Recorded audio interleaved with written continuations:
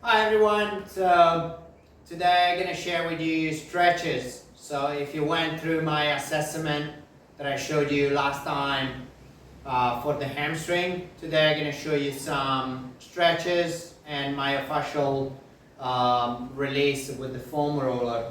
So I'm going to start from the first stretch. I utilize this stretch particularly for those clients that not only have really tight hamstring, but they also have a very flat back. But either way, it's very effective because it teaches to have a nice neutral spine, which is play a huge role on actually stretching properly your hamstring. The stretch is the same as the assessment pretty much. So you will lay down on the floor. You're gonna have one knee bent, one leg straight. You're gonna put one hand below your belly button underneath your lumbar spine, and then you're gonna bring up. You're gonna bring up this leg with the femur at 90 degrees, and then you're gonna extend the knee up toward the ceiling.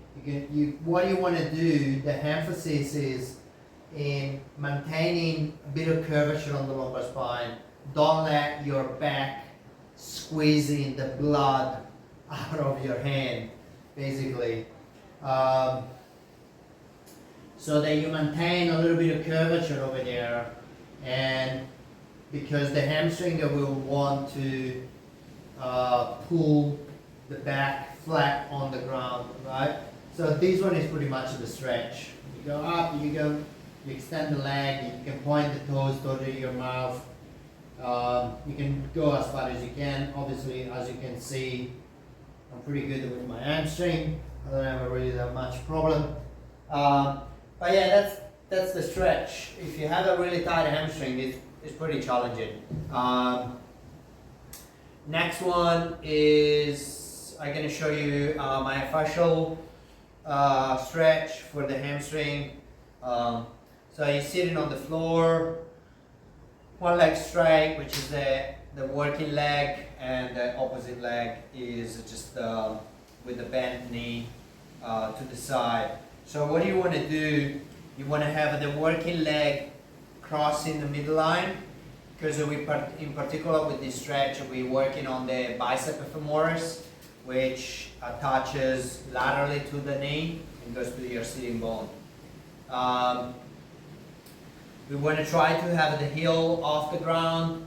We want to have the foot flexed, the toes flexed, and the foot a little bit internally rotated. We want to create a bit of an inversion. Okay, so now imagine you have your pelvis is like a pot full of water, and you want to pour the water out of the pot. So you don't want to go flat on your back. You want to create again that little curvature on the spine, or have that emphasis on creating that curvature on the spine. Then you're going to bring the arm out, and you're going to rotate to the side of your working leg. So, and again, keep pouring that water over the belt line. So this one is a myofascial stretch for the bicep femoris. Then I thought to give you a sitting one. Again, if the hamstrings are really tight, I suggest you to utilize a stick, or you can pinch the skin of your lower back, right just above your sacrum, just a little bit higher than your sacrum. And from this position, you're going to just bring your foot out. So you're going to point the heel to the ground. You're going to flex your toes. And then from this position, you can put the opposite hand across the chest, and you're going to lean forward, right? Once you feel like the skin is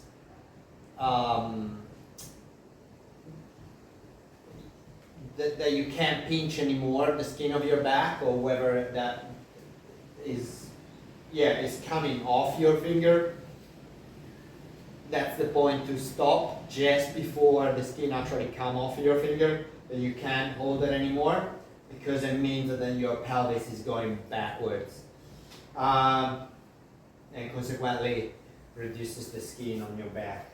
Another option is that you put in a strap on your torso.